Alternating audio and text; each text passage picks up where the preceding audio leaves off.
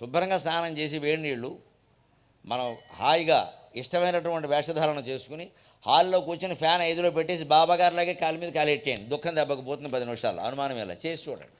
పుట్టిన ప్రాక్టీస్. ఈయన చప్పట్లు మోగేయంటే ఈ దుఃఖాలన్నీ పోయినట్టే లెక్క, అంతే లెక్క. మానసికమైన దుఃఖాన్ని శారీరకమైన సౌఖ్యం ద్వారా తగ్గించవచ్చు. అలాగే శారీరకమైన అనారోగ్యాన్ని మానసికమైన ఉత్సాహం ద్వారా తగ్గించవచ్చు. శరీరంలో ఏదో జ్వరం వచ్చింది, కొంచెం తలనొప్పిగా ఉంది అనుకుందాం, ఏవో ఉంటాయి కదా, కాలు నొప్పి, కడుపు నొప్పి, ఏ నొప్పి లేకపోతే శరీరం ఎలాగా ఏదో ఒకటి ఉంటుంది, ఉండని.